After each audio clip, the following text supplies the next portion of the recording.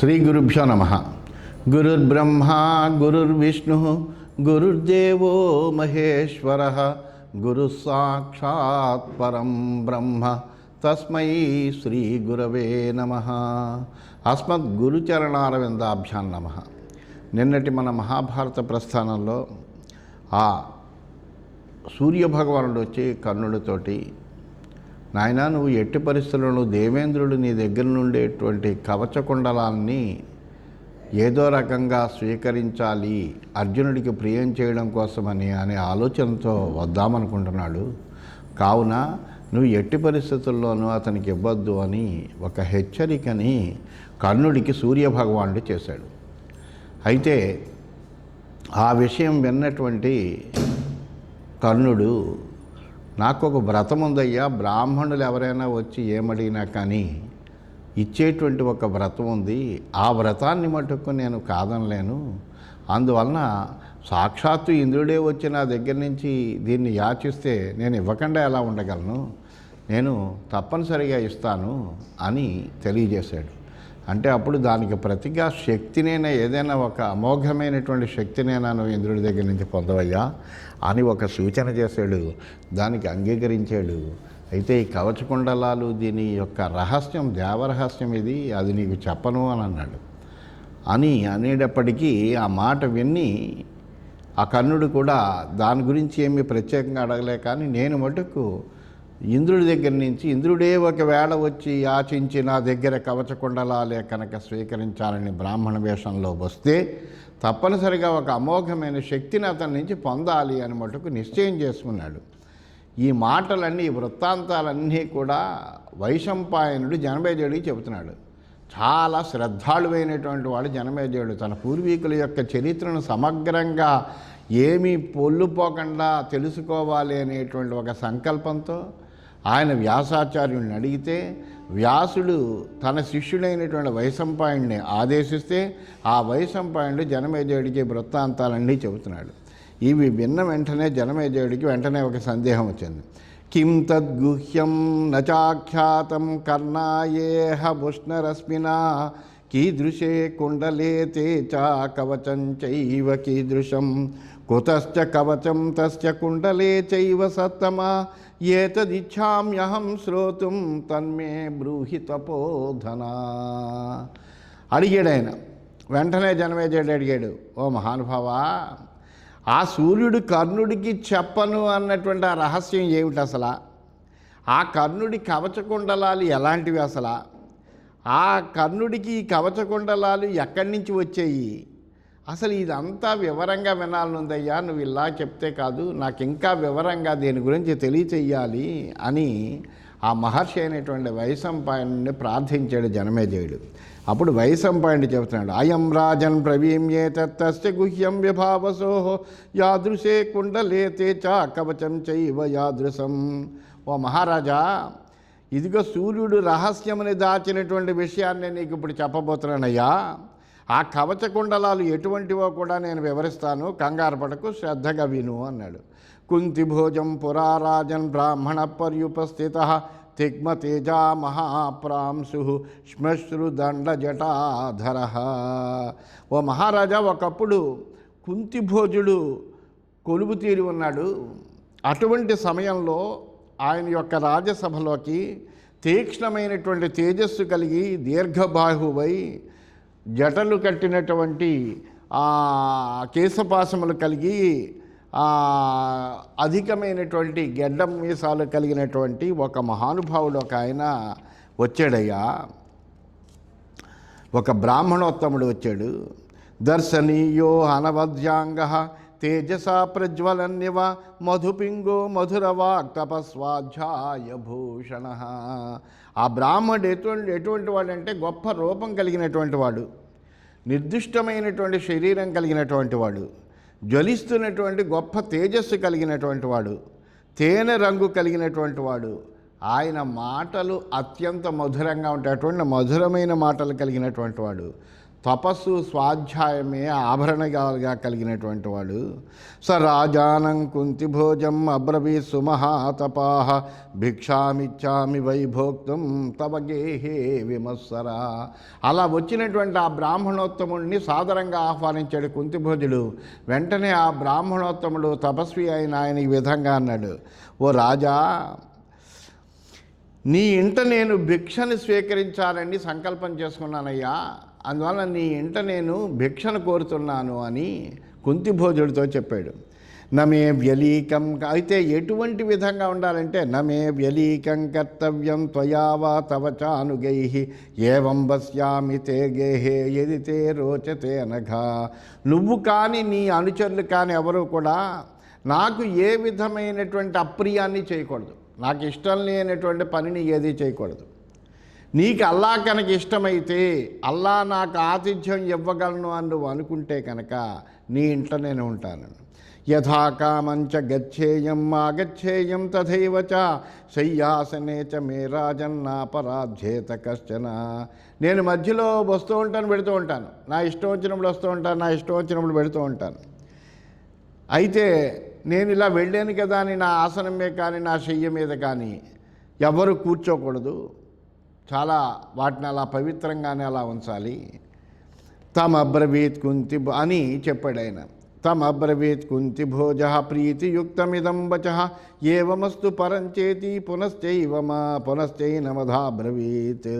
అప్పుడు వెంటనే ఆయన చెప్పాడు, మహానుభావ, నీ ఇష్టం వచ్చినట్టుగా నువ్వు ఉండొచ్చయ్యా, నీకు ఏం చెయ్యాలో అవన్నీ కూడా మేము చేస్తాము, నీకు ప్రీతిని కలిగిస్తాము, నీకు ఏ విధమైనటువంటి అప్రియము కలిగించము. నీలాంటి మహానుభావుడు మా ఇంట ఉంటాను అంటే అంతకన్నా భాగ్యమే ఉంటుందయ్యా, అందువలన తప్పనిసరిగా అలాగే చేస్తామని బ్రాహ్మణుడితో చెబుతూ ఈ విధంగా అంటున్నాడు. మమ కన్యా మహాప్రాజ్ఞ పృథానామ యశస్విని శీలవృత్తాన్విత సాధ్వి నియతా చైవ భావిని. ఓ మహానుభావ, ఈమె నా కుమార్తె పృథ, మంచి శీలము కలిగినటువంటిది, మంచి ప్రవర్తన కలిగినటువంటిది, సాధు స్వభావురాలు, ఎప్పుడు నియమబద్ధంగానే వ్యవహరిస్తుంది, మంచి ఆలోచన కలిగినటువంటిది. ఆ విధంగానే ఈమె ప్రసిద్ధి పొందినటువంటిది కూడా చాలా వినయ విధేయతలు కలిగినటువంటి సద్గుణాన్విత.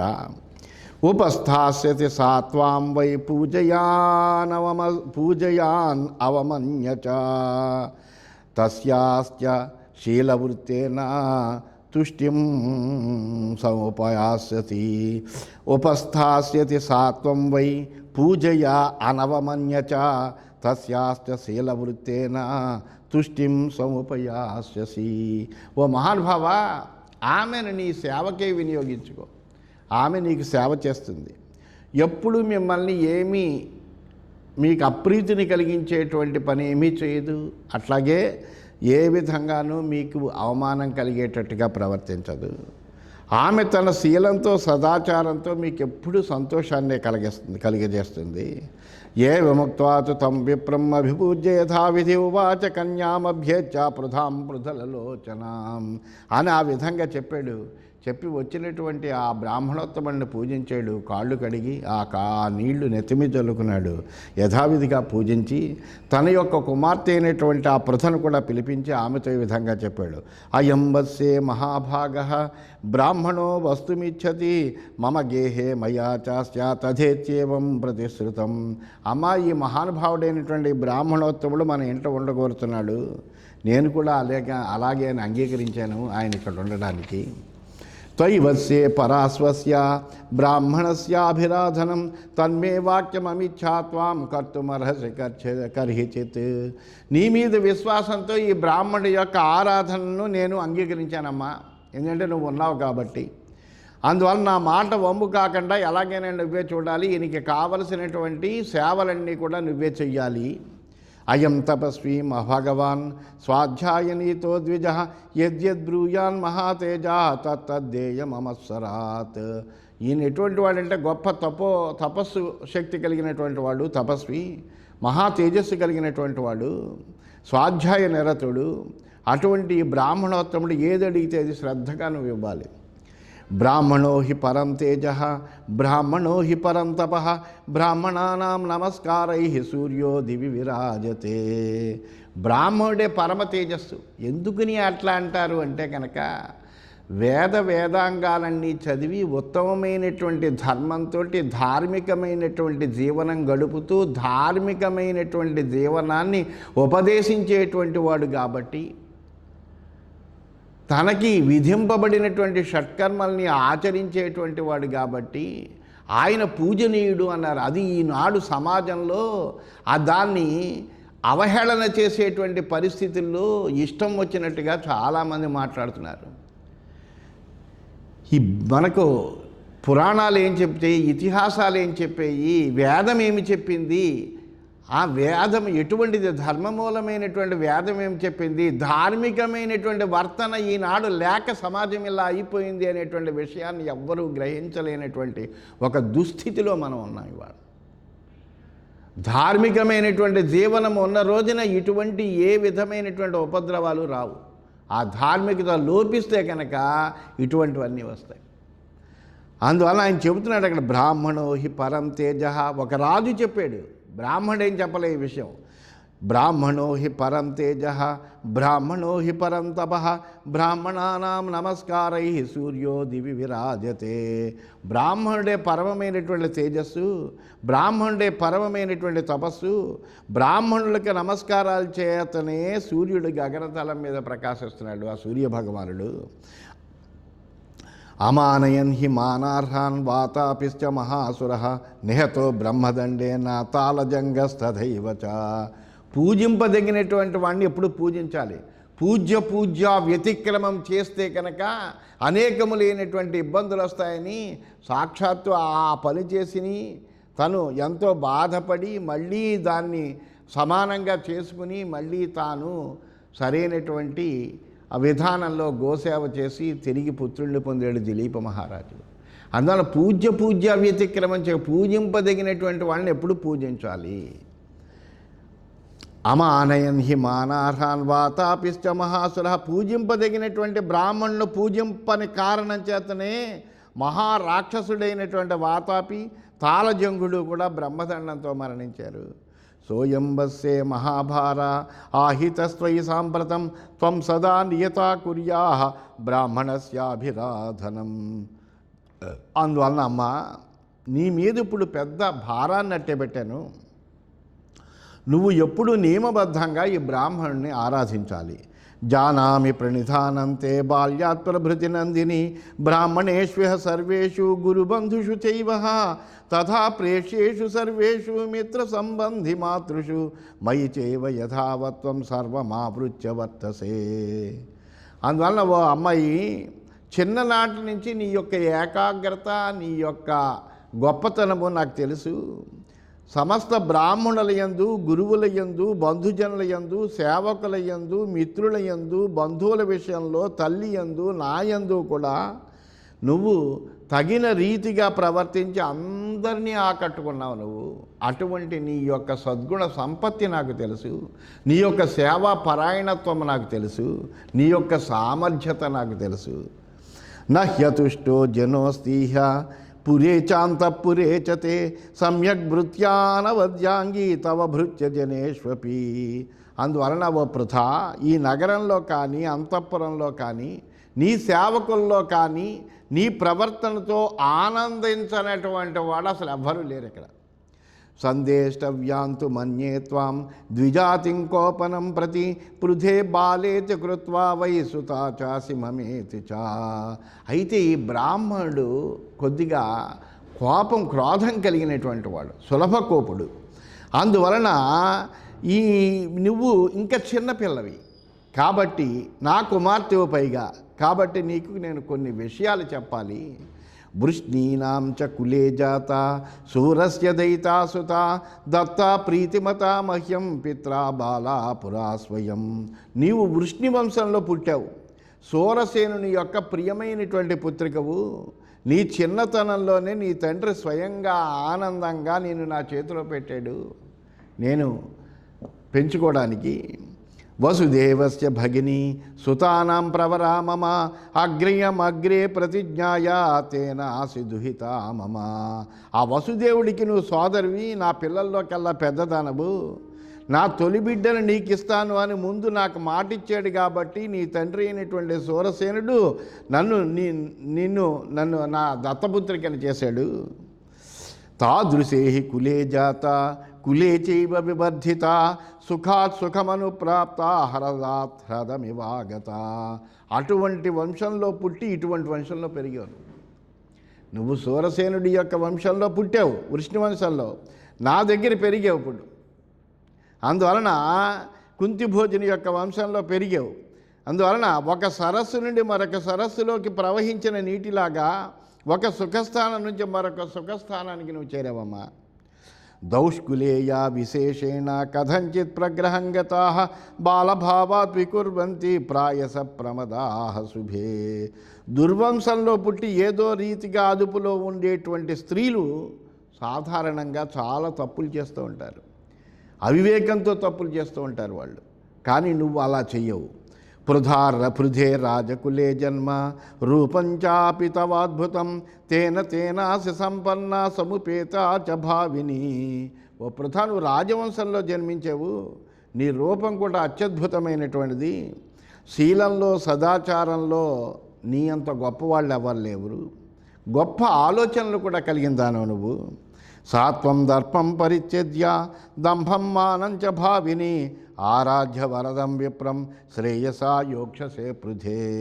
అందువలన ఓ పృథా, అటువంటి నువ్వు నీలో ఉండేటువంటి దర్పాన్ని కానీ దంభాన్ని కానీ అభిమానాన్ని కానీ విడిచిపెట్టి ఈ వరదుడైనటువంటి గొప్ప స్వాధ్యాయ నిరతుడైనటువంటి తపస్వి అయినటువంటి ఈ విప్రుణ్ణి ఆరాధించి నువ్వు మేలు పొందగలవు. ఏవం ప్రాప్స్యసి కళ్యాణమనఘే ధ్రువం కోపితే చ ద్విజశ్రేష్ఠే కృష్ణం దహ్యేత మే కులం. అందువలన ఈ రీతిగా నువ్వు తప్పకుండా శుభాలు పొందగలవు. అలా కాకుండా ఈ బ్రాహ్మణోత్తముడే కనుక నీ సేవలకు అసంతృప్తి చెంది ఏమాత్రం కోపగించినా మన వంశం అంతా తగలడిపోతుందమ్మా. అందువలన నువ్వు చాలా జాగ్రత్తగా ఈ బ్రాహ్మణోత్తముడికి నీ సేవలు అందించాలి అని ఉన్న విషయాన్ని చాలా చక్కగా తన కుమార్తెకి తెలియజేసాడు కుంతిభోజుడు. ఇది శ్రీమన్మహాభారతే వనపర్వణి కుండలాహరణ పర్వణి పృథోపదేశే 2,300తమోధ్యాయ. ఈ విధంగా శ్రీమన్మహాభారతంలో వనపర్వంలో కుండలాహరణ పర్వం అనే ఉపపర్వంలో పృథోపదేశం అనే 303 అధ్యాయం పూర్తయింది. మనం 304 అధ్యాయంలో ప్రవేశించాం. అప్పుడు ఈ మాటలన్నీ కూడా ఆమె వింది. ఆ కుంతిభోజుని యొక్క కుమార్తె అయిన పృథ విని ఆమె అంటోంది, బ్రాహ్మణం యంత్రిత రాజన్ ఉపస్థాస్యామి పూజయా యథా ప్రతిజ్ఞం రాజేంద్ర నచమిథ్యా బ్రవీమ్యహం. ఓ రాజా, నియంత్రణలో నీ ప్రతిజ్ఞకు అనుసరించి ఈ బ్రాహ్మణుని సేవకై నేను ఈ సన్నిధిలో నిలుస్తాను. నువ్వు ఏ విధంగా అయితే ఉపదేశం చేసావో ఆ విధంగా ఈ బ్రాహ్మణుడికి సేవలన్నీ నేను చేస్తాను. ఏ విధమైనటువంటి పొల్లు మాట నేను పలకను. చాలా జాగ్రత్తగా ఆయనకి సేవలు చేస్తాను. అంతేకాని నీతో కూడా ఏ విధమైనటువంటి అనవసరమైనటువంటి మాటను కూడా నేను మాట్లాడట్లేదు. ఏష చైవ స్వభావో మే పూజయేయం ద్విజానితి తవ చైవ ప్రియం కార్యం శ్రేయశ్చ పరమం మమ. బ్రాహ్మణుని ఎప్పుడూ పూజించాలి అన్నదే నా యొక్క స్వభావం. ఇది నీకు చాలా ఇష్టమైనటువంటి పని కూడా, నాకు పరమమైనటువంటి శ్రేయస్సునిచ్చేటువంటి పని. యజ్జైవేష్యతి సాయాహ్నే యది ప్రాతరధోనిసి యజ్జర్ధరాత్రే భగవాన్ నమే కోపం కరిష్యతి. ఈ విప్రుడు సాయంకాలం వచ్చినా, ఉదయమందు వచ్చినా, అర్ధరాత్రి ఎందు వచ్చినా నా మీద కోపపడకుండా నేను ఈయనకి నా సేవలను అందిస్తాను. ఆయనకి ఏ విధమైనటువంటి ఇబ్బంది కలగకుండా నేను చూస్తాను. లాభో మమైష రాజేంద్ర యద్వై పూజయతి ద్విజాన్ ఆదేశే తవ తిష్టంతి హితం కుర్యాం నరోత్తమ. ఓ రాజా, ఇది నాకు కూడా లాభమే. ఎందుకంటే ద్విజులను అర్చిస్తే, నీ యొక్క ఆజ్ఞను పరిపాలిస్తే అప్పుడు నాకు హితం కలుగుతుంది. ఇంతటి బ్రాహ్మణోత్తముణ్ణి సేవించుకునేటువంటి భాగ్యం కూడా నాకు కలిగింది కదా. అందువలన ఇది నాకు కూడా లాభమే. విశ్రబ్ధో భవ రాజేంద్ర నవ్యలీకం ద్విజోత్తమ వసన్ ప్రాప్స్యతి తే గేహే సత్యమేతద్బ్రవీమితే.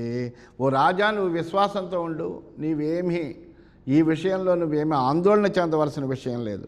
ఈ బ్రాహ్మణుడు నీ ఇంట నివసిస్తూ ఎప్పుడూ అప్రియాన్ని చవి చూడడు. అంటే ఆయనకి ఏ విధమైనటువంటి అప్రియమో కలిగించం. ఈ సత్యాన్ని నేను నీకు చెబుతున్నాను, మాటిస్తున్నానని చెప్పింది. యత్ ప్రియంచ ద్విజస్యాస్య హితంచ ఇవ తవానఘ యతిష్యామి తథా రాజన్ వ్యేతు తే మానసోజ్వలః. ఓ రాజా, ఈ ద్విజునికి ఏది ప్రియమో, నీకు ఏది హితకరమో దాని గురించే నేను ప్రయత్నం చేస్తాను. నీ మనసులో ఉండేటువంటి బాధ అంతా తొలగిపోగాక. బ్రాహ్మణా హి మహాభాగా పూజితా పృథివీపతే తారణాయ సమర్థాస్యు విపరీతే వధాయ చ. మహాభాగులైనటువంటి బ్రాహ్మణులు పూజిస్తే వాళ్ళు ఎప్పుడు కూడా మన తరింపజేస్తారు. ఎందుకంటే మన తరింపజేయడానికి సమర్థత కలిగినటువంటి వాళ్ళు. దానికి భిన్నంగా ప్రవర్తిస్తే వాళ్ళు చంపడానికి కూడా సమర్థులే. అందువలన బ్రాహ్మణులను పూజించడం అనేటువంటిది చాలా శ్రేయోదాయకం.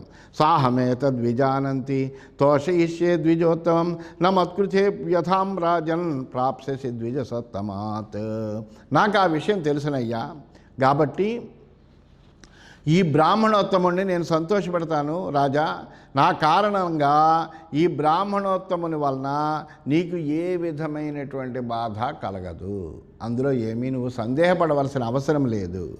అపరాధేపి రాజేంద్ర రాజ్ఞామశ్రేయసే ద్విజాః భవంతి చవనో యద్వ సుకన్యాయా కృతే పురా. రాజా, అపరాధం చేసినా కూడా రాజులకి బ్రాహ్మణులు కీడు చేస్తారు. ఎందుకంటే పూర్వం సుకన్య తప్పు చేస్తే పాపము చవనుడు శర్యాతికి కీడు చేయదలబట్టాడు కదా. అందువలన నియమేన పరేణాహం ఉపస్థాస్యే ద్విజోత్తమం యథా త్వయా నరేంద్రేదం భాషితం బ్రాహ్మణం ప్రతి. అందువల్ల నువ్వు చెప్పినట్టుగా ఈ బ్రాహ్మణులతో ప్రవర్తించవలసినటువంటి పద్ధతిని పరమ నియమంతో ఒక వ్రతంలాగా చక్కగా నియమబద్ధంగా పాటిస్తూ నేను ఈ బ్రాహ్మణోత్తముల్ని సేవిస్తాను అని చెప్పింది. ఏవం బ్రవంతీం బహుశః పరిష్వజ్య సమర్థ్య చ ఇతి చేతి చ కర్తవ్యం రాజా సర్వమధాదిశత్. ఈ రీతిగా మాట్లాడిన ఆ పృథను మాటిమాటికి దగ్గరికి తీసుకుని ఆమె మాటలను సమర్థించి రాజు ఎలా ఎలా చెయ్యాలో ఆమెకి సంపూర్ణంగా తెలియజేశాడు. అప్పుడు రాజు అంటున్నాడు, ఏవమేతత్ త్వయా భద్రే కర్తవ్యమవిశంకయా మధ్యతార్థం తదాత్మార్థం కులార్థం చాప్యనిందితే. రాజు ఈ విధంగా చెప్తున్నాడు, కళ్యాణి, నాకు నీకు మన వంశానికి కూడా మేలు జరగడానికై నువ్వు ఇదంతా కూడా ఈ పద్ధతిలో నిస్సందేహంగా చెయ్యాలి, ఆ ప్రకారంగా నువ్వు చెయ్యమ్మా అని ఆమెతో చెప్పండి. ఏవముక్త్వాతు తాం కన్యాం కుంతిభీజో మహాయశాః పృథాం పరిదదౌ తస్మై ద్విజాయ ద్విజవత్సలః. ఈ విధంగా మహాయశస్వైనటువంటి అలాగే ద్విజవత్సలుడైనటువంటి ఆ కుంతిభోజుడు కుమార్తెకి ఈ రీతిగా చెప్పి ఆ పృథను సేవ కొరకై బ్రాహ్మణుడికి అప్పగించాడు. ఇయం బ్రహ్మన్ మమ సుతా బాలా సుఖ వివర్ధిత అపరాధ్యేత యత్కించిద్ న కార్యం హృదిత త్వయా. ఓ బ్రాహ్మణోత్తమ, ఈమె నా కుమార్తెయ్య, చిన్నపిల్ల, చాలా సుఖంగా పెరిగింది. ఏదైనా కనుక ఒకవేళ ఈమె చేత ఏదైనా తప్పు చేయబడితే దాన్ని నువ్వు మనసులో పెట్టుకోకు అని ముందుగా మళ్ళీ ఆ బ్రాహ్మణోత్తముడితో కూడా చెప్పాడు. ద్విజాతయో మహాభాగా వృద్ధ బాల తపస్విషు భవంతి అక్రోధన ప్రాయ అపరాధేషు నిత్యద. మహాభాగులైనటువంటి బ్రాహ్మణులు వృద్ధులు బాలులు తాపసులు తప్పు చేసిన వాళ్ళ మీద కోపడరు. అందువలన ఈమె చిన్నపిల్ల, అందువల్ల ఏదైనా తెలియక అజ్ఞానం చేత ఏదైనా చేసినా కానీ నువ్వు కాస్త దాన్ని తప్పుగా భావన చేయకయ్యా అని చెప్పాడు. స్వమహత్యపరాధేపి క్షాంతి కార్య ద్విజాతిభి యథాశక్తి యథోత్సాహం పూజాగ్రాహ్య ద్విజోత్తమ. ఓ బ్రాహ్మణోత్తమ, ఎంత పెద్ద తప్పు జరిగినా బ్రాహ్మణులు ఎప్పుడు సహనాన్ని ప్రదర్శించాలి, యథాశక్తిగా యథోత్సాహంగా జరిగేటువంటి పూజను స్వీకరించాలి. తథేతి బ్రాహ్మణేనోక్తం సరాజా ప్రీతమానస హంస చంద్రాంశు సంకాసం గృహమస్మే న్యవేదయత్. ఆ బ్రాహ్మణుడు కూడా రాజు చెప్పిన మాటలు విన్నాడు, అలాగే అన్నాడు. ఆ రాజు కూడా చాలా ఆనందించాడు. హంసలాగా చంద్రకిరణాల వలె ప్రకాశిస్తున్నటువంటి ఒక గొప్ప గృహాన్ని ఆ బ్రాహ్మణుడికి నిర్దేశించాడు. తత్ర అగ్నిశరణే క్లుప్తం ఆసనం తస్య భానుమత్ ఆహారాదిజ సర్వం తత్తథైవ ప్రత్యవేదయత్. ఆ ఇంట్లో అగ్నిహోత్ర గృహంలో కాంతిమంతమైనటువంటి ఒక ఆసనాన్ని ఆ ద్విజుడికి ఏర్పాటు చేయబడింది. ఆహార సామాగ్రి అంతా కూడా అక్కడే సమకూర్చబడింది. నిక్షిప్య రాజపుత్రీతు తంద్రీమానం తథైవచ ఆతస్తే పరమం యత్నం బ్రాహ్మణస్యాభిరాధనే. అలాగే ఆ రాజకుమారైనటువంటి పృథ ఏమాత్రమో అలసట అభిమానం లేకుండా పరమమైనటువంటి నియమంతో ప్రయత్నంతో ఆ బ్రాహ్మణ సేవలో లగ్నమైంది.